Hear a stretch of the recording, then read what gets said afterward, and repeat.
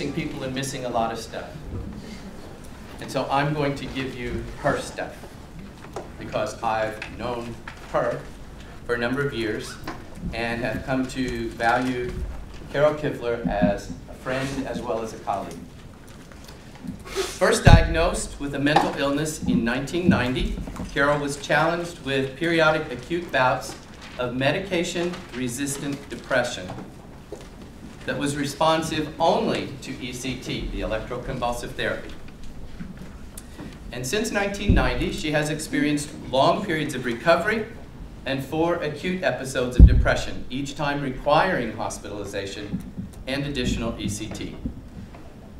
For Carol, she says ECT has been her ladder out of the pit of depression.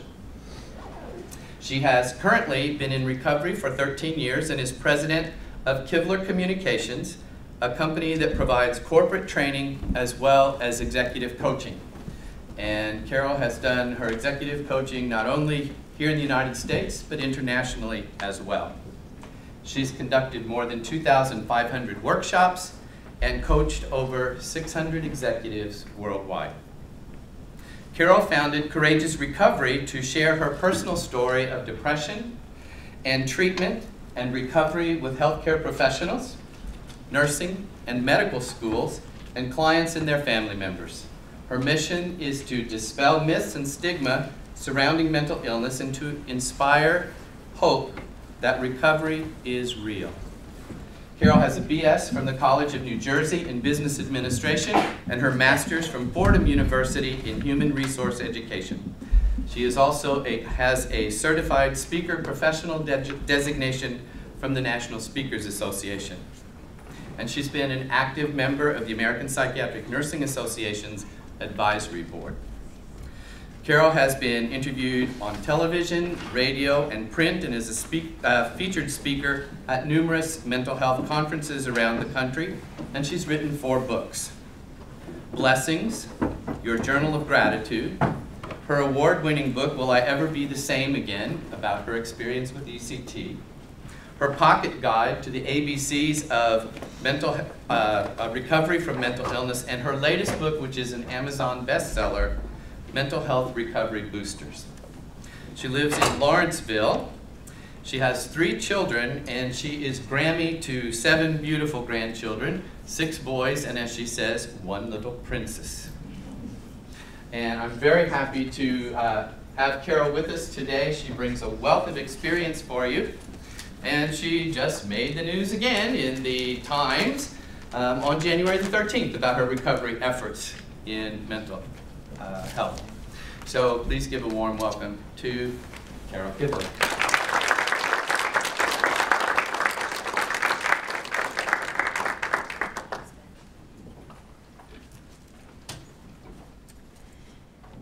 The year was 1990. I was a college professor at a little local community college called Mercer County Community College. I was teaching business, as I had done for about 12 years before that. And I started having all kinds of symptoms that I had never had before. Sleep disruption. My sleep was not as normal as it had been. I had a lack of concentration to the point where I couldn't even read a sentence and keep my focus on it. And then self-doubt set in. I thought, gosh, I better stay up all night and prepare for this lecture. Now, I had given the lecture for years, yet I felt like a fake and a phony, and I thought, if my students ever find out I really know what I'm talking about, they're not gonna believe me. And then physical symptoms set in. I had joint aches, very bad joint aches, and I felt like I had a helmet on at all times. And so off we went to the doctors, and the doctors started testing me for things like lupus and multiple sclerosis and Lyme's disease, things of that nature, and everything kept coming back negative, negative, negative. And finally the doctor said to me, I really think you're in the midst of a clinical depression. And the first thing I said was, what do I have to be depressed about? I have 3 healthy children, a beautiful house, a husband who loves me, and money in the bank. What do I have to be depressed about? And the doctor was at least wise enough to say, you know, something doesn't have to happen in your life for you to have depression. And I said, what are you talking about? And he said, well, you can have a chemical imbalance. I want you to see a psychiatrist. So off to the psychiatrist we went. And the doctor said, I have good news and bad news. You absolutely have a clinical depression. That's the good news. We know what this is. The bad news is it takes about 6 weeks for the medication to kick in for you to start feeling better. And I thought, 6 weeks? Man, I was already feeling horrible. So I started the medication, and as I started the medication, some more symptoms started to come because the medication was adding some things in as well. And then I recognized it all culminated what happened because within 4 weeks, on the night before Mother's Day 1990, I crossed in to psychosis. And I can't tell you as well as I wrote it. So I'm just going to read a very small passage out of my book. Okay. When it says, night after night, I've worn a beaten path throughout my home, slowly passing from room to room like a security guard on duty. There was no point in lying down as the anxiety worsened once my head hit the pillow. The chilling images of me living on the streets or dangling from the funnel's edge would return. I had enough of those tormenting images all day. Pacing the house seemed to relieve it. Sometimes I would count my footsteps to keep my mind busy. A month had now passed since I had first saw the psychiatrist and started on the medication. No relief. Actually, I was far worse off. Kiss my good life goodbye. You're losing everything. I mentally looked over the negative events of the past month.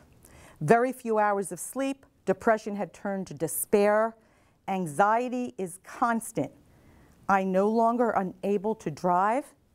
I have no desire to live. No desire to live. No desire to live. I want to die. It was no secret I felt this way, but I hadn't the courage to even admit it to myself until that moment. I want to die. Acknowledging the reality of this thought sent chills down my spine, and I started to gag uncontrollably.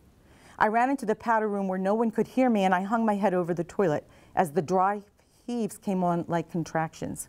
My stupid body, the area of my brain that controls vomiting, wasn't aware that there's no food in my stomach, but it kept wanting me to vomit. After several minutes of dry heaving, I panted from exhaustion and pain, still hanging my head over the toilet, my eyes watering from gagging. The heave started to subside, giving me the ability to finally say it out loud. I can't take this anymore. I want to die. I had become suicidal. In about an hour, my husband woke up. It was Mother's Day, and the first thing he said to me was, Happy Mother's Day. And then I tried to convince him that I couldn't live the way I was living anymore, and that the only thing that would take me away from what I felt was to get in the car with him and my 3 children and drive off a bridge. When he heard me say that, he said, put your sneakers on, let's go outside for a walk. He didn't want my children to hear what we had been talking about. So out we went outside, and I literally tried to convince him, and he kept saying, that's not reality. What are you talking about? And I said, no one can love you and the children the way I do. Who's going to pack their lunches and do carpools? You have to come with me. Back in the house we went, and as every Mother's Day, my husband filled champagne glasses with orange juice to toast me. They toasted, and he said, Mom is very, very, very sick, and tomorrow we're going to take Mom to the hospital. She has depression, and they're going to help her when we get her to the hospital. But today, I want each one of you to promise me you will not get in the car with her. This is a woman who doesn't believe in abortion. And she wanted to take her 3 children and get in the car. Depression is a beast. It's a beast. The next day was my first day in a psychiatric hospital called Carrier Clinic in Bellamy, New Jersey. For the first 24 days, they doused me with more medication. Sleep medication, anti-anxiety medication, antidepressants. They just kept trying medication after medication. And in 24 days, I am still in the lockdown ward. Why? Because I am still suicidal. Every picture I walked by, I wanted to break and slit my wrist. Every time I saw a plastic bag, I wanted to suffocate myself. And nothing was breaking the beast's grip around my neck. The doctor came in and said, you know what, you're not getting better. You're no different than when you walked in here. So we want to try a treatment that you may know of. And it's called ECT, better known as shock treatment. I said, no way, you're not shocking my brain. No way. And so for a week or so, I kept pushing it off. And then one very compassionate nurse came to me. And she said to me, Carol, your husband wants his wife back. Your kids want their mother back.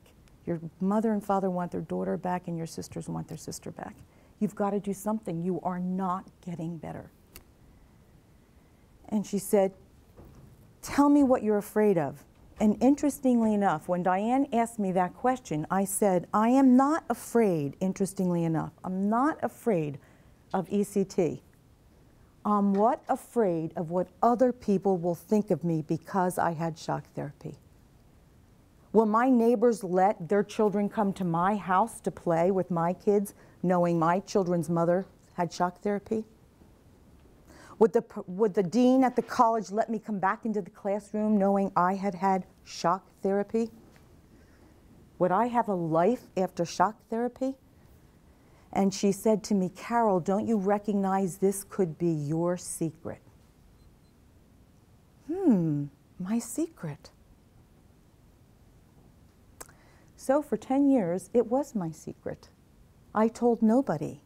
But when we have secrets, what's the karma around secrets? What do we feel when you have a secret? What? Anxiety, guilt, shame. So it was great that she got me to have shock therapy, but it added another level to the anxiety I had about having a mental health disorder. Now I stand before you today, and I'd love for me to say that that beast, that's what I call my depression, only came once in my life. But you know what? It knocked on the door 3 more times. The second hospitalization I was in for 24 days. Day 1, we started shock therapy. Why? Because we knew it worked for me. It immediately jump-started. Within 3 treatments, I had an affect again. And I remember my husband walking in and tears rolling down his eyes. And I remember saying, what are you crying for? And he said, because this is the first time I've seen life in your face in months. The 3rd hospitalization was 17 days, more shock therapy. The 4th hospitalization was 12 days, more shock therapy. So I stand in front of you today with 100 days in psychiatric hospitals and over 50 shock treatment.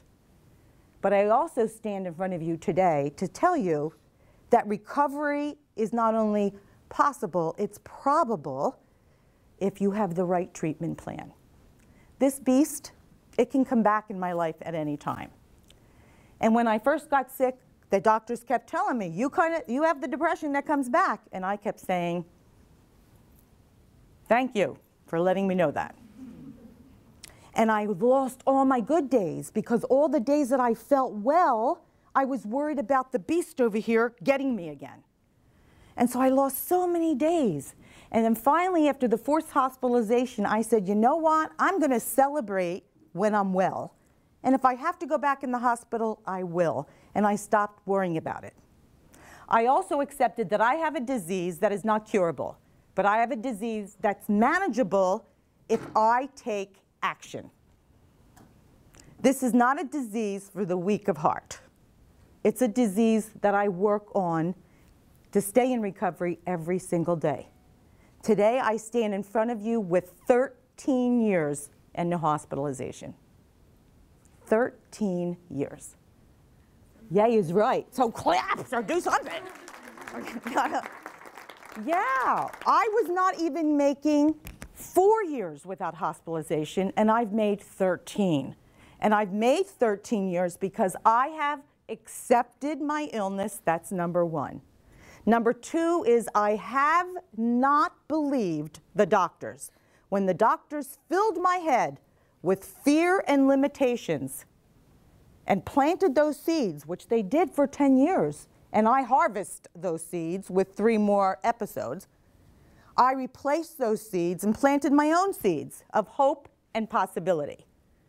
So I'm here to tell you today, how can you, as our incoming healthcare professionals, bring hope to your patients?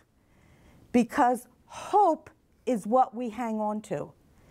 Depression makes us hopeless. And so you, as my healthcare professional, you're my hope holder. Without you, I am scared out of my wits. Out of my wits. So what can you do? Let's see. Do they have the handout, Ben? No, they're right there for you. All right, if you can put those out, that'd be good. I will do that. Oh no. Okay, that's just my declothes. Good. I will tell you, I depended on my nurses much more than I depended on my physicians. And what do you think the reason was behind that? Why do you think, as a patient, or as they call us in the mental health field, the consumer, we consume mental health services, what makes the consumer really depend on the nurse more than the physician? What? What do you think? Nurses are around more. Nurses are around more, you bet. I talk to you a lot more than I talk to the doctor. I get 15 minutes with the doctor.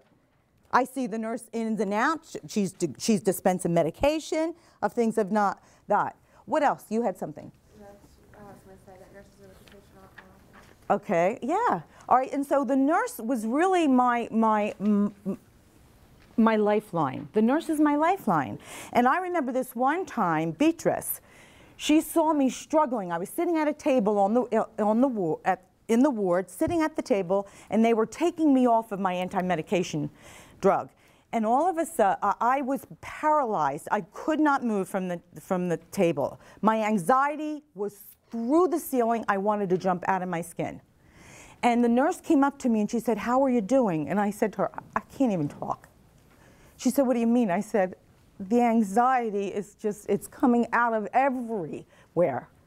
And she said to me, "That is ridiculous. I'm going to your doctor and I'm demanding that he gives you something." And so she was my voice when I had no voice. So I can also tell you that doctors, for some reason, want to plant limitations and fear. This is a scary illness, but the minute you plant those seeds, people that are faint of heart nourish those seeds. The word hope, when you think of the word hope, what comes to your mind? Come on, when you think of hope, what do you think? Strength. Good for you. What else? Yes? Inspiration. Yes? Positive energy. Yeah, hope. My sister Alexis, God bless her, she's my hope holder. She tells me when I go in the hospital, she says to me, "I know you're hopeless, Carol. I know you're hopeless. But I'm going to hold hope out for you because I've got enough hope for both of us, because I've seen God bring you back 3 other times, and every time you come back, you're stronger than you went in. So I have your hope until you can and when you come out of this, I'm going to give you your hope back." You need to become the hope holder. So how do you give hope? Let's look at those. This is acronym. HOPE is an acronym that I'm using. And so the H stands for out loud. What's it stand for? Help. Help. Okay. I need help. The first thing is, I need you to tell me, You've got, oh, give me some awareness of what this is about. I have to tell you, I was the first one in my family with depression. We had never heard the word depression in my family. And so I didn't even know what it was. And as you'll hear people say today, you know, just pick up yourself by the bootstraps. Get positive. You've got a great family. You've got a great job. What's going on? And you want to make sure that people believe they didn't cause this. It's not a character flaw. They didn't do anything. God rest my mom and dad, because they would say to me, they would say to the doctors, what did we do to our daughter during her childhood that would cause this? It was nothing they did. My sisters thought maybe I committed a criminal act, that there was something haunting in the back of me that caused me to have this devastating depression. Everybody wanted a reason why. Why Carol? What about this? This woman is a positive inspiration to so many. What's going on with her? It's an illness.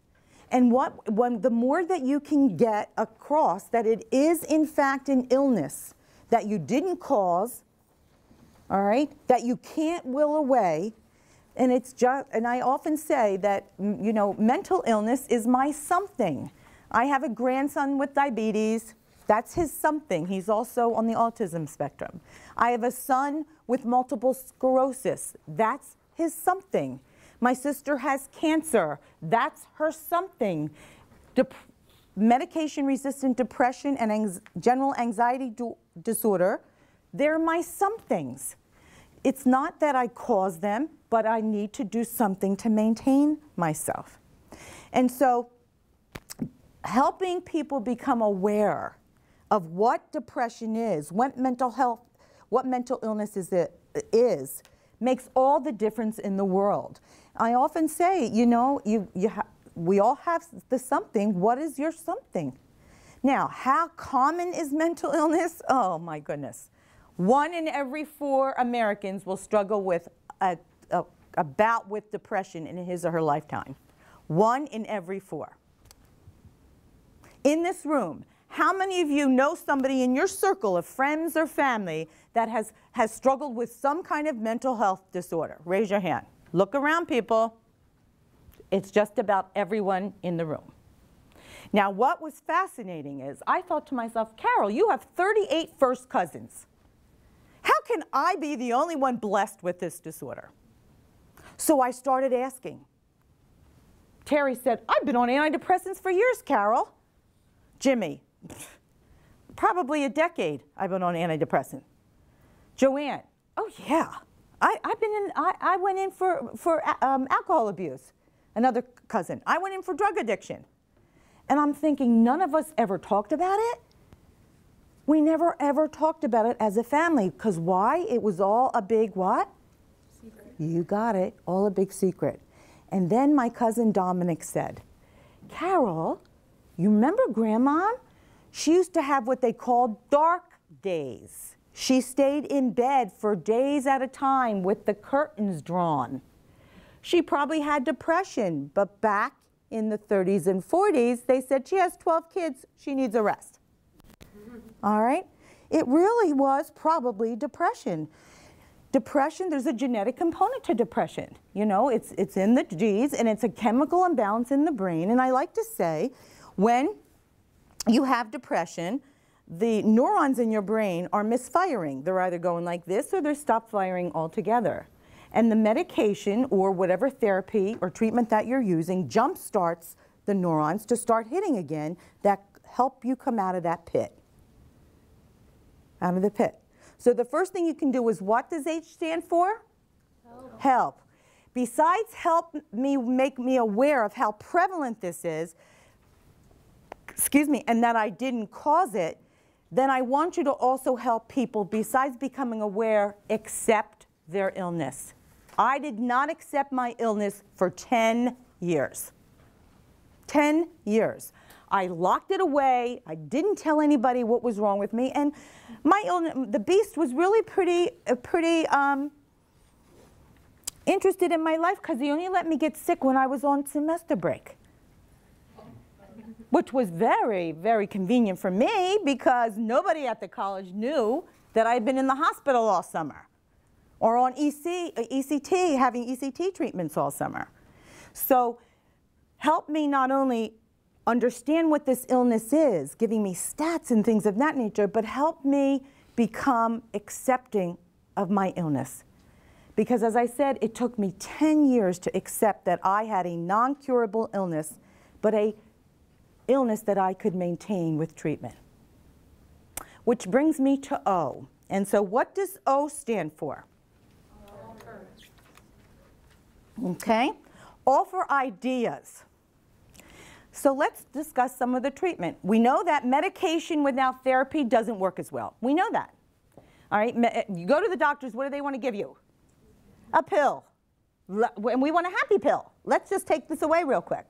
And that's what people call me constantly, people that are struggling with depression. They want to know what medication I'm on.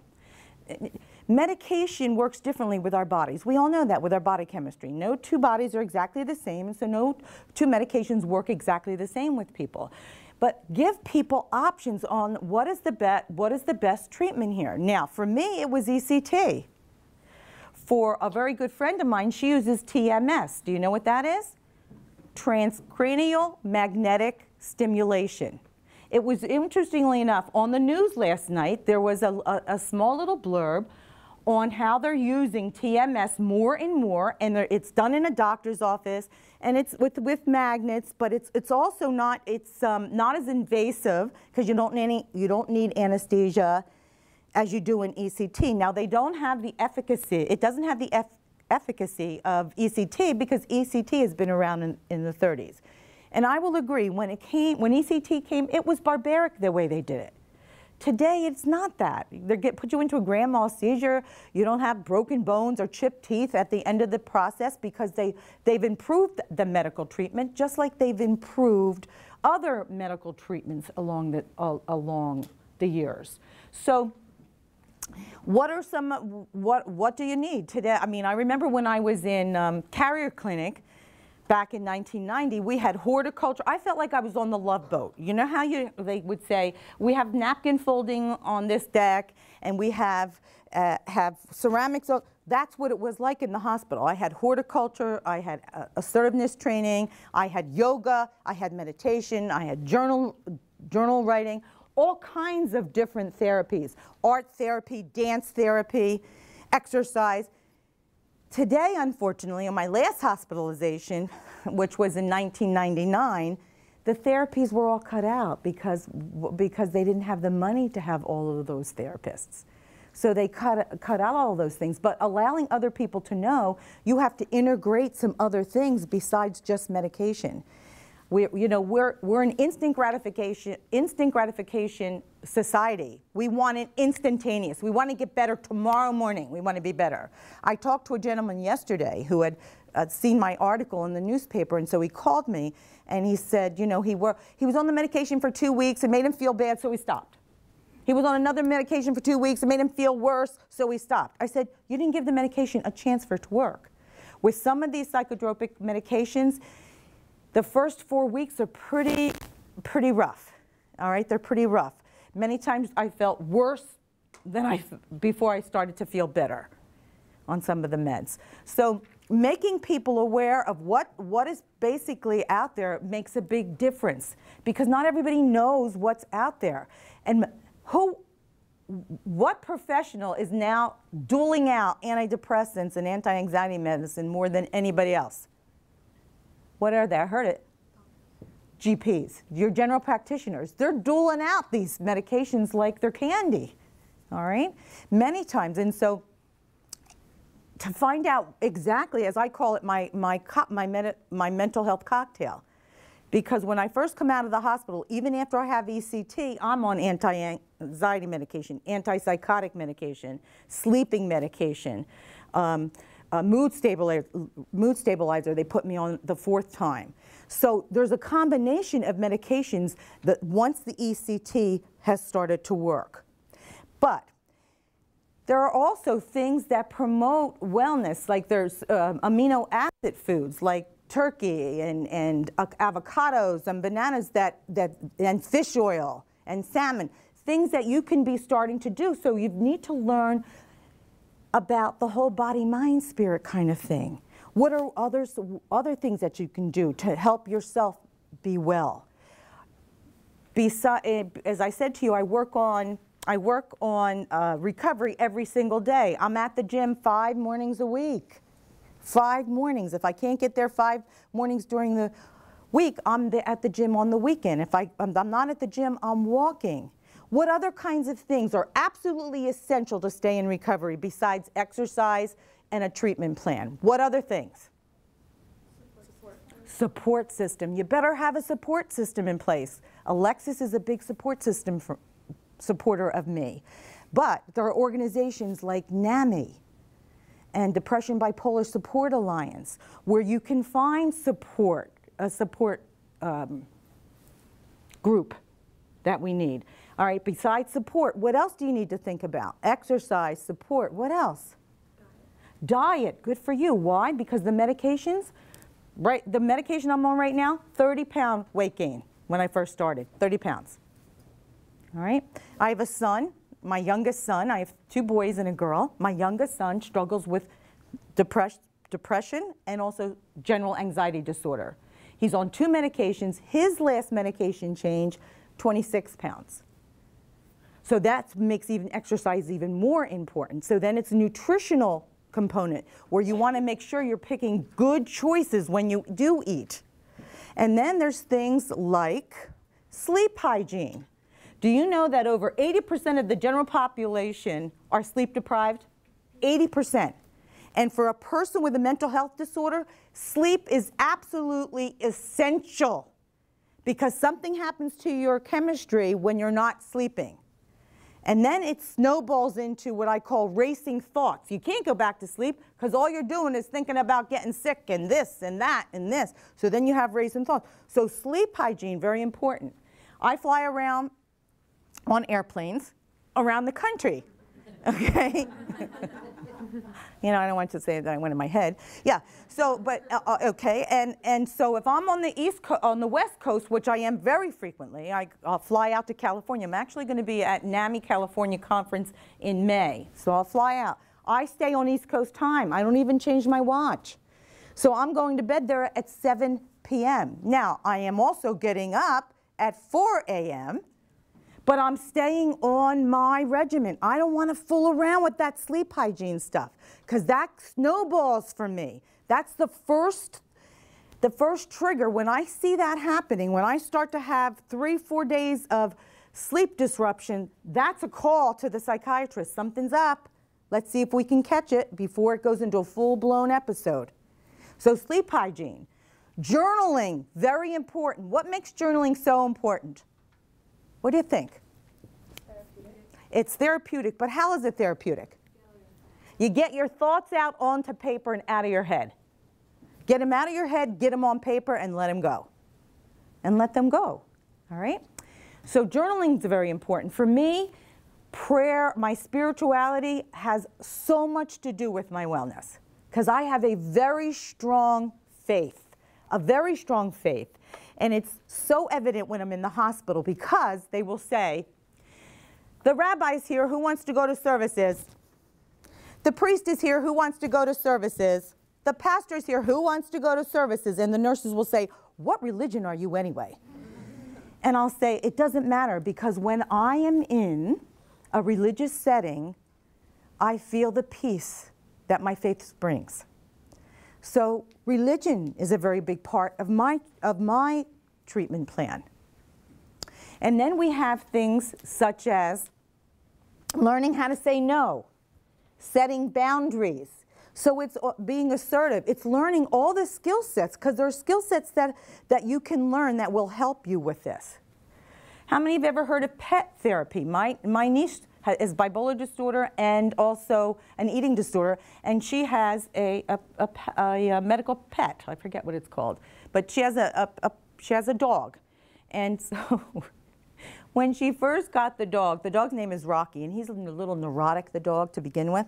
But when she first got the dog and they were told her she was supposed to be petting the dog for a while, she would like pet the dog like this, and the little dog would shake, and I'd say, she's giving that poor dog all of her anxiety. To the point where they put the dog on an anti-anxiety medication. Okay, but there is pet therapy. All right, there is pet therapy. So it's learning what combination do you need. It is not enough to take medication and talk therapy. It was never enough for me. It's not enough to have ECT and talk therapy. You have to empower your patients so they recognize that they are the ones that have to be proactive to keeping themselves well. It is not the doctor's responsibility, it is their responsibility. All right. And we talked a little bit about organizations. NAMI, very, very important. Another idea that I want you to write down is that there are 2 magazines on depression and anxiety. One is called Esperanza. Who speaks Spanish? What does it mean? It means hope. All right. Esperanza magazine, the website is www.hopetocope.com. That is such a wonderful resource for you to give any patient. HopeToCope.com. Another great resource for you to give people is HealthyPlace.com. HealthyPlace.com.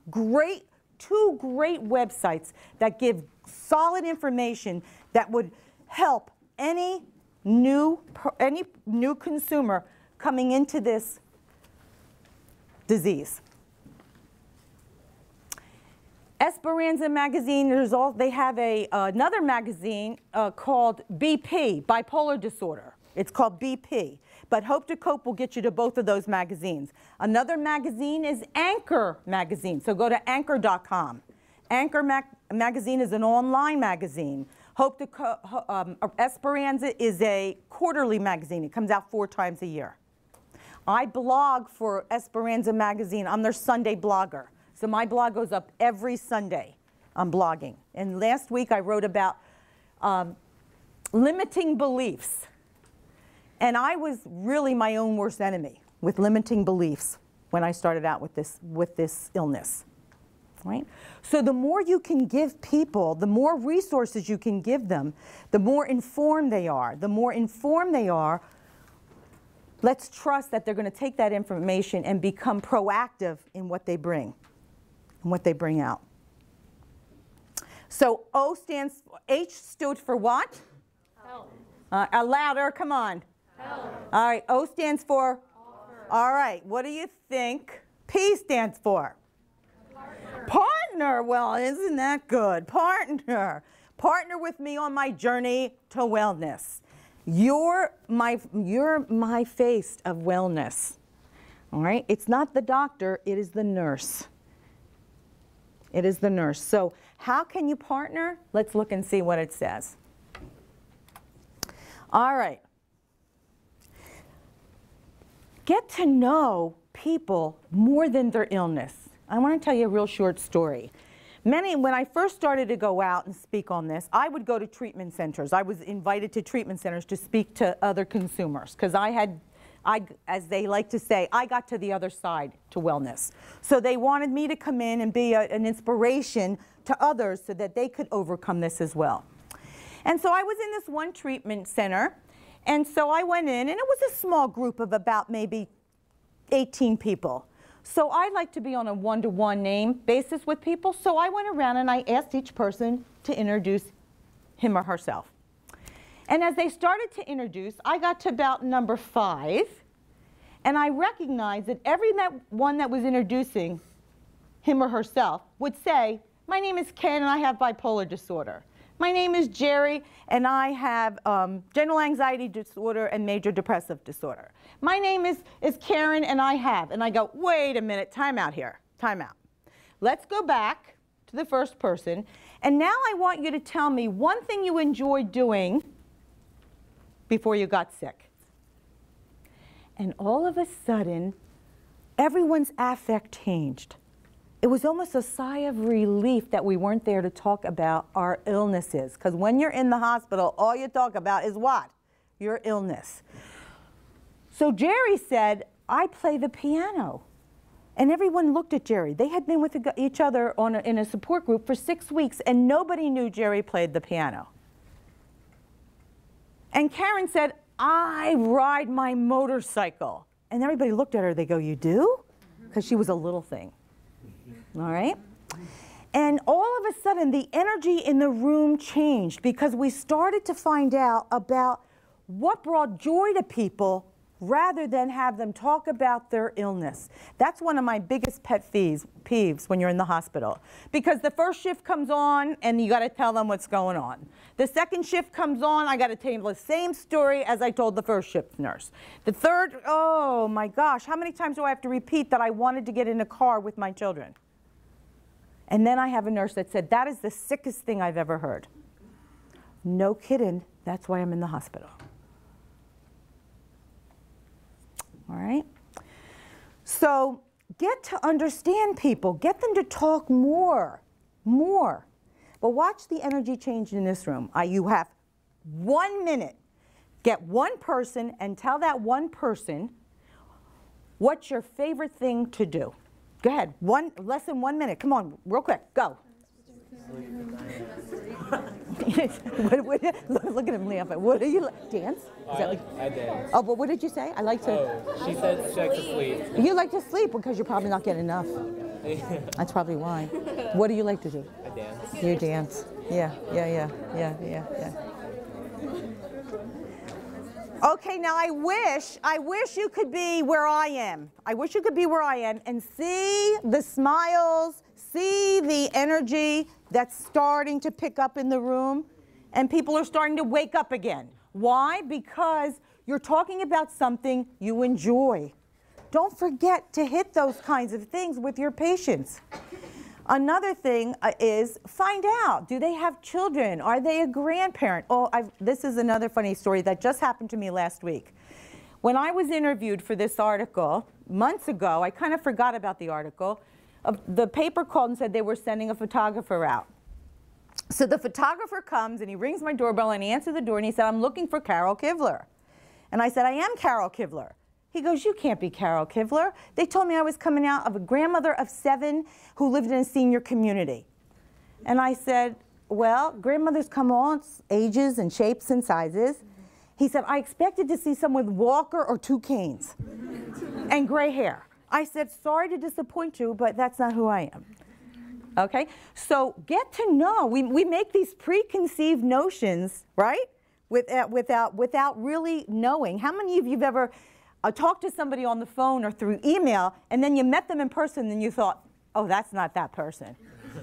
Yeah, sure, we do it all the time. Because in our head we create pictures because that's how we remember, through imagery. And so you create pictures and all of a sudden, you meet the person and you go, oh no, right? Yeah, sure. So get to know the person, find out a little bit about them. The next thing I want you to do is I want you to think about asking for some feedback. How am I doing? Did I meet your needs today? And my favorite one, how can I help you today? I want you to say that out loud. Come on. What? How can I help you today? Or what can I do to ease your burden? Again? What can I do to ease your burden? Yeah, these are human questions that says, I care about you. You went into the healthcare profession because you care about people. That's who goes in, all right? So why not ask people? I remember, and this is a story. I have the opportunity to speak at Yale Nursing School a couple times a year. And I call myself the human guinea pig because I sit there and they do the intake interview with me. So I'm a live guinea pig and I go right back into into my head when I'm going into the hospital. And so this one time the professor saw what was going on for me. I was starting to hyperventilate a little bit. They were asking some really serious questions, but nobody asked the most serious question. She kept saying, what's the real question you need to ask? What's the real question? Nobody was getting it. And she said, okay, I'm going to step out of being your professor and I'm going to step into being a nurse again. And so the question she asked me was, do you want to hurt yourself? And then everybody went, oh, can we ask that? You better ask that. Now, I will tell you that consumers, including me, have lied when they ask me that question. And what might be the reason I lie? What do they do? Because you don't want them to judge you. Not only do I not want them to judge me, I don't want them to put me in lockdown. Because I'm going to go in the lockdown ward if they know that. If they know that. Anyone who's been through a very severe depression and they tell you they've never had suicidal thoughts are pulling your leg. Because that's where depression takes you, is to suicidal thoughts. She also asked me, what do you need from me right this minute, Carol? And my answer was, I need a hug. Because I was becoming unglued. And I could feel myself becoming unglued. My heart was palpitating, and I was starting to sweat. I felt my anxiety going up. Degrees. Don't be afraid to ask, what do you need from me right at this moment? Just like that nurse did when I sat at that table and was shaking because I was coming off of the medication and anxiety was just completely engulfing every bit of my presence. So don't be afraid to ask the hard questions. That's a partner. And it makes me feel like you're there for me. It's okay for you to say, I'm here for you. You're not alone. This is a lonely disease. Why? Depression isolates you. It's overwhelming. You don't want to answer emails. You don't want to answer the telephone. You don't want to see people. The bottom line is, I didn't want to get dressed. I didn't comb my hair for 3 weeks at a time. This one day I came out of the hospital for a day visit, because that's what they did back in the early 90s. I'd be in the hospital and they let me come home for a couple of hours and then I would have to go back. And I was sleeping there. And I walked in and we were going to go to church that morning as a family, and I said to my daughter, plug in my curling iron, and she started to cry. And I said, why are you crying, Kim? And she said, because, Mom, you must be coming back to us because you haven't combed your hair in weeks. And now you want to set it. Okay? You can tell when a patient is starting to get better, why they start taking care of themselves better. I started matching clothes again instead of putting on anything that was in the drawer. Started combing my hair, maybe putting earrings in, and all of a sudden, whoa, I'm coming back to you. For me, many times when I'm in a depression, there's like a veil between me and the rest of the world. There's like a fog here. There's a fog. And as the ECT starts to work, the fog lifts little by little, and everything looks bright again, and colors look bright, and sounds, and I can taste food again, because for me, depression takes away almost all of my senses. It either takes them away or it dilutes my senses. Right? So the more you partner with me, the better off you'll be. And the better off I'll be. Which leads us to the last thing. I want you to take pride in your bedside manner. Now, Dr. Evans passed out the bedside test? Yeah. So I want you to take a couple of minutes right now, and I just want you to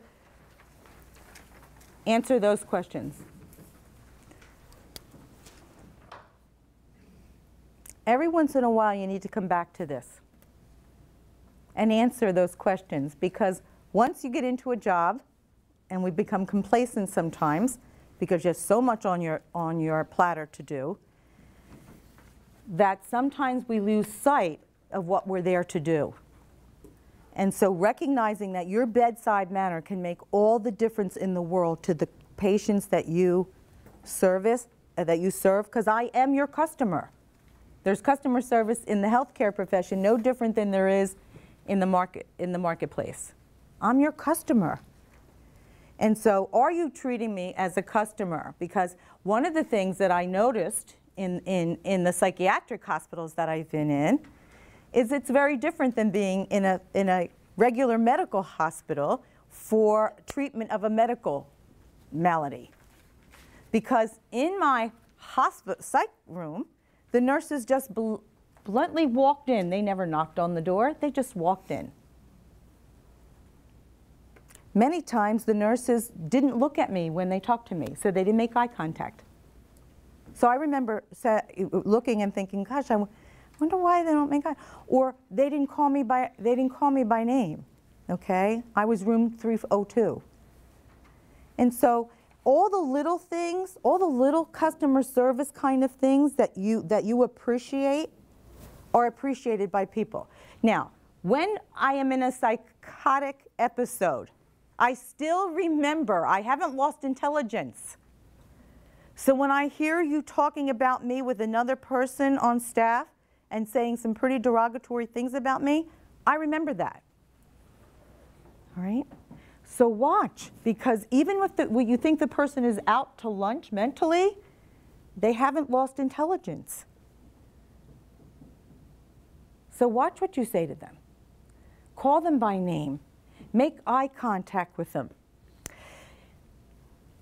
All those little things make the difference between me feeling like a human being and being treated like a human being.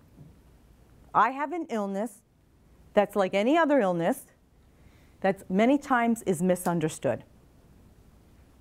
It's misunderstood.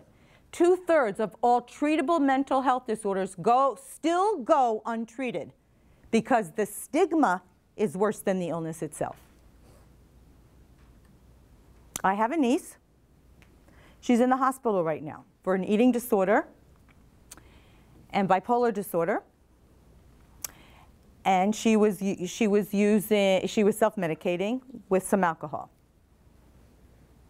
My sister, who has been through 4 episodes with me of depression and in hospitalization, is so secretive about what is going on with her daughter that it's heartbreaking.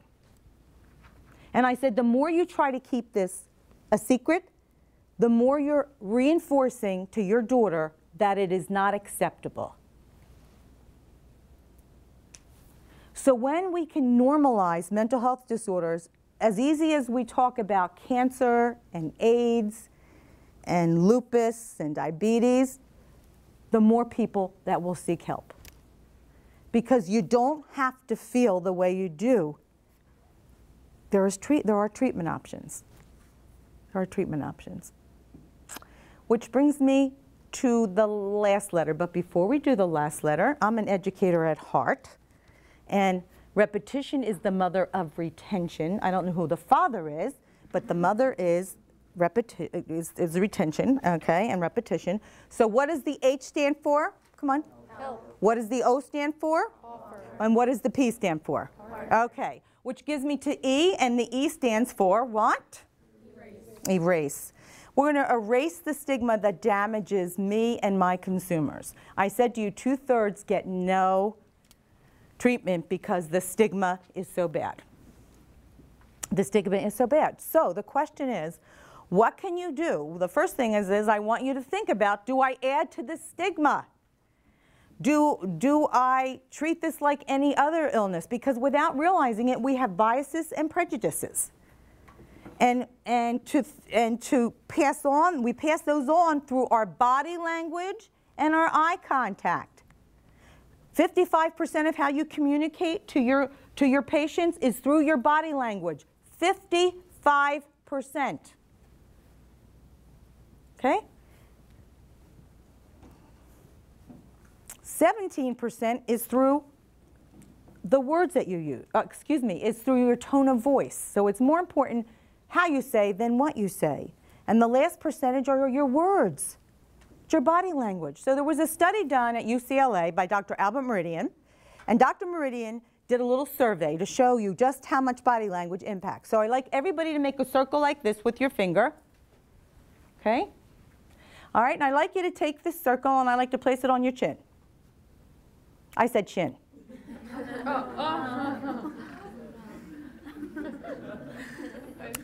Monkey see, monkey do, right? That's right. Because we do not listen to the words, we watch. We take information in so much more powerfully through our eyes than we do our ears. So what is your body language saying? So let me tell you what happened to me. I go into a doctor's office, and the first thing they do is a new doctor, I'm at a dermatologist. And now I'm going to fill in all of the forms that you got to fill in. So one of the questions is medications. What medications are you on? Now I have a cocktail. When I first come out of the hospital, I'm on 7 or 8 medications. So I get out my little piece of paper that's in my wallet. I fill all those medications in, and then it asks, what are these medications for? And I write down major depressive disorder and general anxiety disorder. And I am not kidding you, when the doctor when I say that to him, because he asks me out loud also, he literally goes like this. And I go like this. It's not contagious. And then he's like all off, you know, he's like, whoa, whoa. But if our medical professionals are giving me body language like this, what do you think the general population is doing? Stay away from me. Stay away from me, right? All right? The stigma is there. You know, it's the I call it, it's the last horizon for us to go through. You hear jokes, the person went psycho. The person's a schizo, all right? People that struggle with schizophrenia, oh, God rest them, God bless them souls. With voices constantly in their head telling them things. Are you kidding? Don't make light of that. It's someone's disease. I'm on an airplane, and I'm traveling to the Cleveland Clinic to deliver a speech at Grand Rounds. I take out my satchel with my lecture, because I'm going to be speaking to all physicians, and the woman sitting next to me says to me, are you a doctor? I said, no. Are you a therapist? No.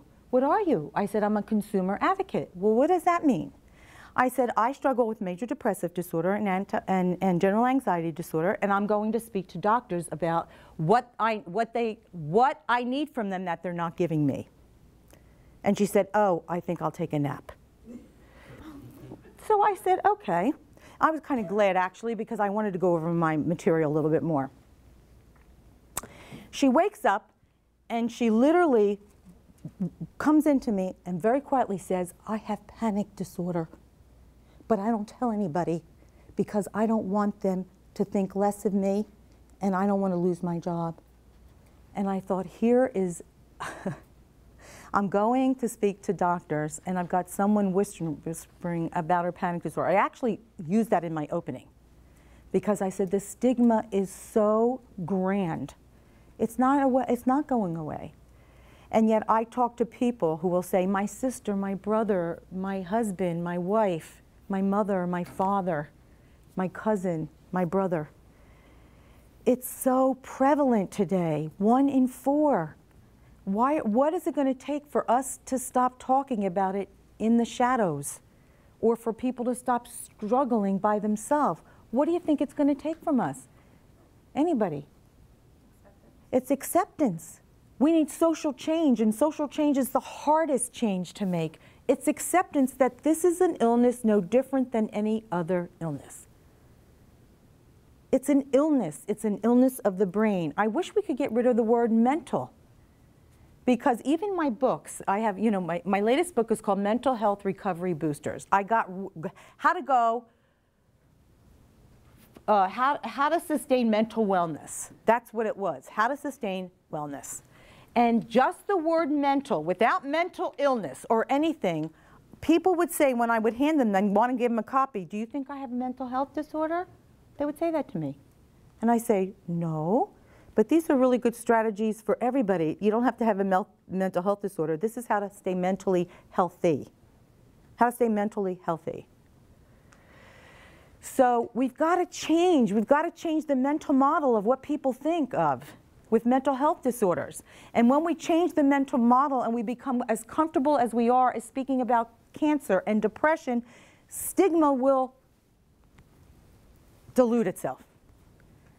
And people will get help, and people will be able to live the life they're supposed to live.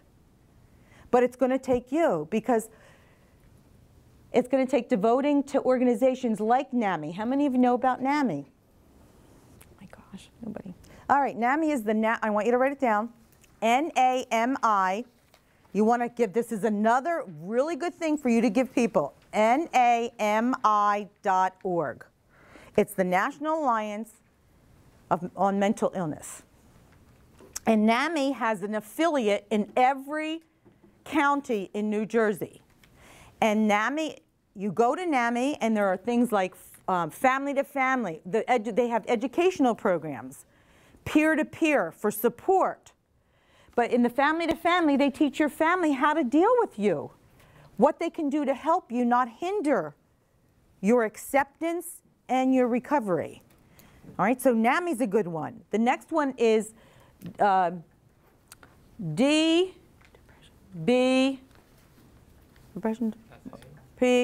Alliance. It's Depression Bipolar Support. So it's dbsalliance.org, and that's Depression Bipolar Support Alliance. Those are free. There are organizations that give information to membership. I constantly talk at NAMI conferences and Depression and DSPB, whatever that is, the Alliance, the Depression Alliance, because it's support for family members and support for the consumer as well. So even for you to get, how many of you have ever marched for any kind of cause? Anybody ever march for a cause? All right, what kind of causes did you march for? Anybody? Breast cancer, what else? AIDS. Anybody else? Diabetes. Pancreatic cancer. Yes? Peace. Ah, nice. Yeah. Yes. Autism. Yeah, I've walked for autism as well with an autistic grandson. Yeah. Well, I've walked in the NAMI walk. NAMI has walks in different counties. The state of New Jersey has a walk every year because we have a state. You have a state association as well as these little affiliates. I'm heavily involved with the NAMI in Mercer County, New Jersey, because that's where I live. And I sat on the board for 10 years. I just stepped down from the board after 10 years. I was the first consumer to sit on the board and give them the face of what I needed from them versus what they felt they should be giving me. All right? So get involved. The more you get involved, especially if psych nursing is going to be your niche, if that's what it's going to be. Has anybody decided what your niche is? You're juniors, right? Yeah, have you started to really funnel in where you want to spend your time? Anybody? Yeah, I see a head shaking. What do you want to funnel into? Pediatrics. Anybody else? Labor and delivery. It's much better being on that side of the bed than in the bed with you. Okay, anybody else? You don't know yet? Cardiac? All right. All right, so you have a lot of choices, and that's one of the problems today. We have way too many choices to select until you get to see what you really want to do. And then we says to you, I want you to be able to say, I help my consumers and their loved ones discern between the myths and the realities of their diagnosis. Someone need to tell me a myth about mental illness. A myth. That they caused it themselves. That they what? They caused it. They caused it themselves. Good for you. That's because they did not cause it themselves. That's a myth. What else? Anybody else? Come on, there's so many myths out there right now. Yes? I think it's like they're violent. People think like they really want to hurt people. Yeah, that they're violent. They're more violent than the rest of the population. There's research that shows us that mental health patients are more likely the victim than the perpetrator. They're more likely the victim. Yet, what happens with the media when there's something bad that happens? What do they go for? The person has been a mental health patient. Yeah. Why? Because that sells papers. That sells papers. So they're looking for that. They're looking for that connection. All right? There are some people that are just violent people. All right? And they have no moral compass. They have no moral compass. So what are the realities? Let's list some of the realities. What are the realities of mental health disorders today in the 21st century? It's a reality. Bingo! You can get better. You need to plant that right in the beginning when they get diagnosed. You can get better. Absolutely. 85% with a depression, get better. 85%. Do we have 85% with people with heart disease getting better? or cancer or diabetes? No. 65% of people with bipolar disorder are full-time employed. But that's not what we're hearing. That's not what we're hearing. All right. Hope and possibilities. Say those words. Hope and possibility. Not fear and limitation. Not fear and limitation. Again, hope and possibilities. Hope and possibility. Not fear and limitation. Not fear and limitation. One more time louder. Come on. Hope and possibilities. Hope Not, and possibilities. good. And not fear and limitation. Not fear and limitation. All right. Okay. So we've had H stands for what? Help. O stands for? Offer. P stands for? Partner. And E stands for? Erase. All right. You are the hope of the consumers coming in for your care. You see, consumers have a little bit a bigger hurdle to jump. They have a bigger hurdle to jump. They just want to be accepted. They want to be accepted. They don't want to be feared. They don't want to be pitied. They want to be respected. And they don't want to be feared. They want to be embraced. It's up to you to do those things. Because each person that struggles with a mental health disorder needs an advocate. They need a voice. And many times, the nurse is the voice. Now, how many of you have ever heard that knowledge is power? Mm-hmm. Well, in my book, knowledge is only potential. When does it become power? When you apply it and use it. So, I ask when you leave here that you think about some of the things that I had to say, and they help you become the kind of healthcare professional that helps me get better. Raise your right hand. Go like this. Because you have stuck with me all day, so I want to give you a standing ovation.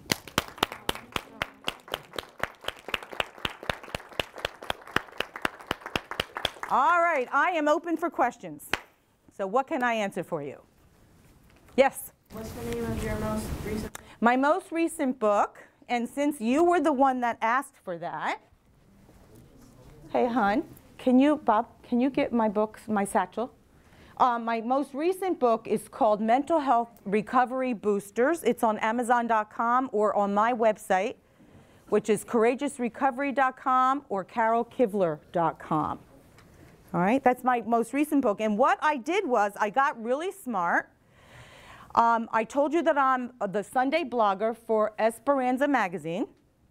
And so I said to my staff, my marketing person, let's repurpose some of my writing. I write an article every single Friday that goes up on Sunday. And she said, what do you mean? I said, I want you to pick the 70 blogs that you love the most. And we repurposed those blogs into my Recovery Booster box. What's happening, Mr. Powers? Looking for a bigger book. No, I just need, oh, okay. I just need all my books. Yeah, Yeah, I got all this. Thank you. You got it. Okay. All right, you ask the question, you get the book. Can you pass that back to her? All right, I have 3 books. You heard me read out of Will I Ever Be the Same Again? And how I titled this book was, I used to look in the mirror constantly and say, will I ever be the same again, God? Am I ever going to be Carol Kivler? I really miss her. I miss her. Am I ever going to be the same again? And because there's so many myths around ECT, that I felt it was my life purpose to write a book that people could understand and that people could learn from. And in this book, I also have my Courageous Recovery model. And my model is awareness, acceptance, commitment. In the mental health field, we hear the patient is non-compliant. How many have ever heard that? Okay, the patient is non-compliant. I tell healthcare professionals, don't get your patients to comply, get them to commit. Compliance is because you choose for me. Commitment is because I choose. There's a difference between commitment and compliance. You want people to commit to wellness. Commit to wellness. So the question is, I give away as many as I sell. Don't tell my marketing person that. She gets very angry with me. And she said, don't even take books with you to give away. But she doesn't know what I do when I'm not with her. So how many of you know somebody that's ever had ECT? Anybody? So you're getting the book. Give her that. Or him. Okay? All right. Then I'm a professional speaker. I spoke on leadership, gosh, for the last 25 years. I've spoken on leadership. And so I was at a national see, I'm also a businesswoman, all right? I run 2 businesses. So I was at a National Speakers Association meeting, and there was this vendor who had these little things called a pocket guide. So my mind starts percolating, and I said, you know, I wrote an article one time on the ABCs of recovery.